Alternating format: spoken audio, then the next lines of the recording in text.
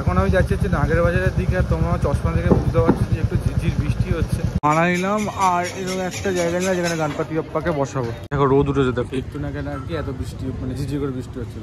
বসো বাবা, বস।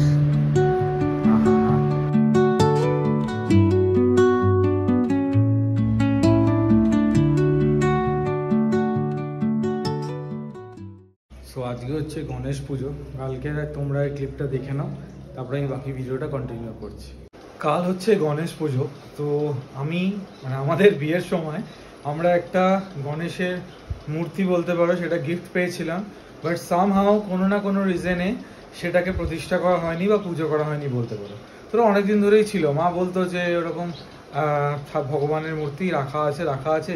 এবার বেসিক্যালি যে বছর আমাদের পুজো হয় তখন তো গণেশ পুজোর পরে হয়েছিল বিয়েটা, অ্যান্ড তার পরের বছরই দাদু চলে যায়, সো দ্যাটস ওয়াই করা হয়নি। তো তাই জন্য ভাবলাম এবারে যখন সব অল ওকে, কোনো অসুবিধা নেই, তো এবারে ওনাকে প্রতিষ্ঠা করা হোক। আর আমি বলেও ছিলাম, আর ইভেনচুয়ালি স্নেহাও বলেছিল যে যখন করব এই মূর্তিটাই পুজো করব। তাই কালকে আমি বলেছিলাম যে অন্য কিছু কি কিনে আনবো নাকি এটাই, ও বললো না, যখন কথা দিয়েছে ওনাকে তো ওটাই করতে হবে। এখন বাজে ঘড়িতে 11:30, এখন আমি বেরোচ্ছি, ভাবছি আগের বার যাবো, গিয়ে ফুল মালা যেগুলো লাগে আর কি, আর মোদক বা লাড্ডু দুটোই নেবো ভাবছি। তো টোটাল নিয়ে যদি কিছু ডেকোরেশনের পাই সেগুলো নিয়ে তারপরে স্টুডিওতে এসে গণপতি বাপ্পাকে প্রসাদ অর্পণ করবো। এখন আমি যাচ্ছি হচ্ছে নাগের বাজারের দিকে, আর তোমরা চশমা থেকে বুঝতে পারছো যে একটু ঝিরঝির বৃষ্টি হচ্ছে, আর চলো যেতে তো হবেই, কারণ গণপতি বাপ্পার জিনিস কিছু কিনতে হবে। পার্ক করলাম, আর এই যে চশমার অবস্থা, ঝিরঝিরে ধুলোর মতো বৃষ্টি হচ্ছে। তো একটা দাও না ভালো দেখে, একটা। আর দুব্বর মালা আছে নেই না, এটাই দাও। থেকে মালা নিয়ে নিলাম গণপতি বাপ্পাকে অর্পণ করার জন্য। সব নেওয়া হয়ে গেছে, এখানে গণেশ পুজো হচ্ছে, তো বাকি আর কিছুই সেরকম নেই। চলো এবার স্টুডিও যাওয়া যাক। মালা নিলাম আর এরকম একটা জায়গা নিলাম যেখানে গণপতি বাপ্পাকে বসাবো। এখানে ঠাকুরের জিনিসপত্র রয়েছে, এখানে টিস্যুটা রয়েছে, আর দেখো রোদ উঠেছে, দেখো একটু না কেন আর কি এত বৃষ্টি, মানে ঝিঝি করে বৃষ্টি হচ্ছিল। যাই হোক, এখন শুধু মিষ্টিটা নেওয়া বাকি, এখন যাওয়ার পথে মিষ্টিটা নিয়ে ডাইরেক্ট স্টুডিও যাবো, বিকজ টাইমটা হয়ে যাচ্ছে। তো চল, তো 5টা দিয়ে দাও না। হ্যাঁ, তো মিষ্টি নেওয়া হয়ে গেছে, মোদক আর লাড্ডু নিয়ে নিয়েছি, এবার যাবো স্টুডিও, আর কিছু বাকি নেই। এলাম স্টুডিও, এলাম, এসে পুরো ক্লিন করলাম, আর এখন ঘড়িতে বাজে 12:30। তো এখানে থালাগুলো ধোয়া হয়ে গেছে, এখানে সব কিছু রয়েছে। তো এবারে ব্যাপারটা হয়েছে, আমি একটা জিনিস মাথা থেকে বেরিয়ে গেছিলো, যেটা হচ্ছে আমি গণপতি বাপ্পার জন্য সব এনেছি, বাট এনাদের জন্য কিছু আনিনি। মানে কিছু আনিনি বলতে মিষ্টি তো অবভিয়াসলি এনেছি, কিন্তু মালাটা আনিনি। তো আবার এখন কালিন্দী বাজারে যাচ্ছি, গিয়ে মালা নিয়ে এসে দেন পুরো সাজাবো। ফুল নেওয়া হয়ে গেছে, বাট একটা জিনিস কি বলতো, কালিনী বাজারটা সামনে হয় না, খুব সুবিধা, টুকটাক কিছু না থাকলেই গিয়ে নিয়ে আসা যায়। সরঞ্জাম এখানে রেডি, এবার সাজানো যাক। এটা হচ্ছে নিয়েছি আমি গণপতি বাপ্পার জন্য একটা সুন্দর মতিয়কা হার, যাকে নিতে বলে, বা মুক্ত টাইপের, এটা মুক্ত তো নয়, মানে কাইন্ড অফ ওরকমই। আর এইটা নিচে পাতবো, ওপরে বাপ্পা বসবে। চলো এটাকে এখানে পাতা যাক। আর এখানে একটা চেয়ার আমি নিয়ে নিয়েছি, ওপরেই আমার সিংহাসন, আপাতত আমি এখানেই রাখছি। এরপর আমার ইচ্ছা আছে এদিকটা পুরো সুন্দর করে বাপ্পাকে পুরো প্রতিষ্ঠা করা। প্রতিষ্ঠা তো অলমোস্ট আজকে অলমোস্ট না হয়েই যাচ্ছে, ওই জায়গাটা ওনার জন্য দেওয়ার, আমি ওটার জন্য প্ল্যান করছি, খুব তাড়াতাড়িই করবো। যেটা হচ্ছে গোল্ডেন, আর দিকটা ঘুরিয়ে দিলে পিঙ্ক। আমার পিঙ্কটা খুব ভালো লেগেছিলো, তো এটাই পারবো ভাবছি, এদিকটাই দেবো। ফার্স্ট ক্লিপেই দেখলে যে 2 বছর ধরে, প্রায় 2.5 বছর হতে যাচ্ছে, উনি ছিল আমাদের বাড়িতে। বিয়ের সময় আমরা উপহার হিসেবে পেয়েছিলাম ওনাকে, তো কিছু সার্কামস্ট্যান্সেসের জন্য তো আমরা ওনাকে ইয়ে করতে পারিনি প্রতিষ্ঠা, তো আজকে ফাইনালি ওনাকে প্রতিষ্ঠা করা হবে। জয় গণপতি বাপ্পা। বসো বাবা, বস। আহা হা,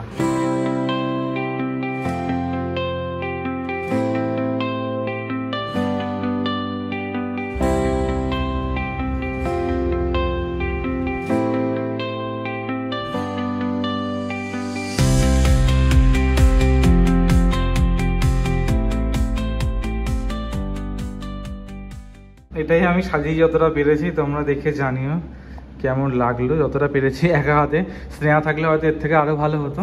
পরের বছর একদম আরও ভালো করে হবে, এর থেকে আরও ভালো করে।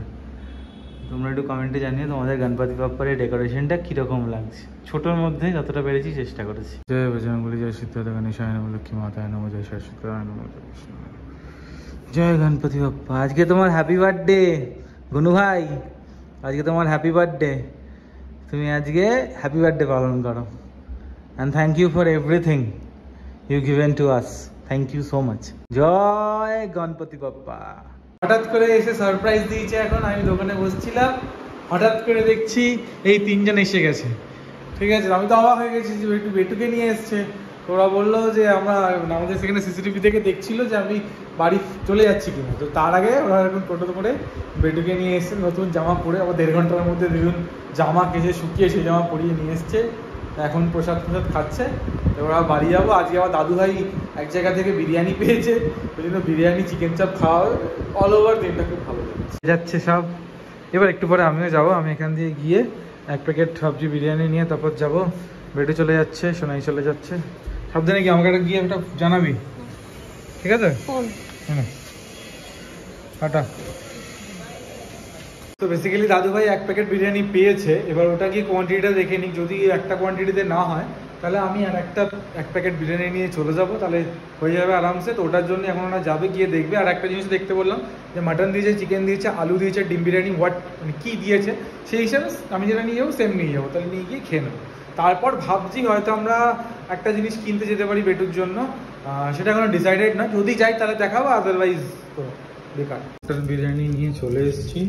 তো আমার ফোন করেছিল, বললো যে ওটা মাটনই আছে, তো উড়ে এসেছিলাম। তো এটাও মাটন নিয়ে নিলাম। চলো এবার গিয়ে ফ্রেশ হয়ে নিয়ে খাওয়া যাবে। আমরা গেছিলাম হচ্ছে বেটুর জন্য একটা ওয়েট মেশিন কিনতে, যে ওর কীভাবে ওয়েট রেশিওটা গেইন হচ্ছে ওটা দেখার জন্য। তো ওই সময় ক্লিপ নিতে পারিনি, কারণ ফোনে চার্জ ছিল না।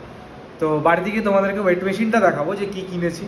আর এখন বেসিক্যালি যাচ্ছি হচ্ছে চিকেনের স্টমাক আনতে, যেটা আমরা অনেকে বাংলায় কচকচি বলি। এটা মামা খুব ভালো বানায়, তো ওটাই এখন আনতে যাচ্ছি। রাতের ডিনারে ওটাই হবে। কালিন্দী বাজারের সামনেই আছে, সোজা কালিন্দী বাজার। আর তার ডান দিকে দেখো, সোজা দেখলে দেখতে হবে টোটাল চিকেন, ওই দোকানটায়, ওখানেই পাওয়া যায়।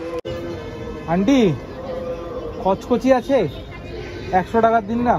100 টাকার এখান থেকে কচকচি করে, ধনে পাতা 10 টাকা, ধনে পাতাটা নিতে হবে। এই যেখানে ওজন করে দিচ্ছে আন্টি, ওজন করেই দেবে বেসিক্যালি। মামা বললো অনেকটাই হয়, 100 টাকা, বেশি নিতে হবে না।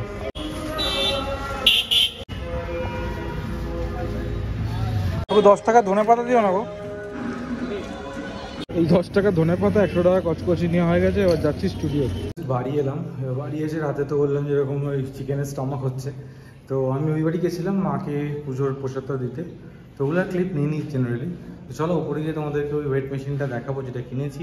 আর তার সাথে যদি কিছু ক্লিপ নিতে পারি চিকেন স্টমাক বানানো, তো সেটাও একটা করবো। বলছিলাম যে কচকচি কষা হচ্ছে, এই যে এখানে কচকচি কষা বসে গেছে। এখন মশলার মধ্যে একটা প্রিপারেশন হচ্ছে, দেখলে বুঝতে একটু কাঁচা কাঁচা রয়েছে। এটা পুরোটা হয়ে যাওয়ার পরে, মানে সেদ্ধ হতে হয়ে যাওয়ার পরে দেন পুরোটা রান্না হয়। তো দেখাই, এরকম খাবার দেখলেও কিন্তু জল চলে আসে।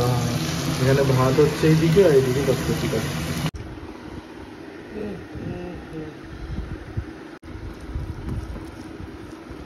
এটা আমরা কিনেছি আজকে, এটা হচ্ছে বেটুর ওয়েট মেশিন। তো এটা এখন খোলা হবে, খুলে তোমাদেরকে দেখাচ্ছি। এর মধ্যে প্যাক করা রয়েছে। এই যে হচ্ছে মেশিনটা। এটা আবার স্নেহা খুঁজছিল ব্লু কালার, কিন্তু ব্লু কালার পাওয়া যায়নি, যে পিঙ্ক কালারই পেয়েছে। অনেকবার বললো পিঙ্ক ব্লু নেই, ব্লু নেই, আমার তো ছেলে ব্লু নেই। তো ব্লু তাদের কাছে ছিল না, ওজন মাপা নেই দরকার, সেখানে আমার কালার নিয়ে তুমি কী করবে। এটা 1 বছরের ওয়ারেন্টি রয়েছে। 1 বছরের মধ্যে যদি কোনো প্রবলেম আসে বলেছেন এই চেঞ্জ হয়ে যাবে, বা মানে যেটা ফল্ট হবে ওটা দেখে অন করলে এখানে ফার্স্টে হাই লেখা আছে, দেন এই যে 0। এবার যদি কোনো কিছু হাত দিলে এই দেখো আসছে, এটাই। আবার এটা নর্মালি 0 হয়ে যাবে, আবার এখানে যদি কিছু ওজন করতে হবে।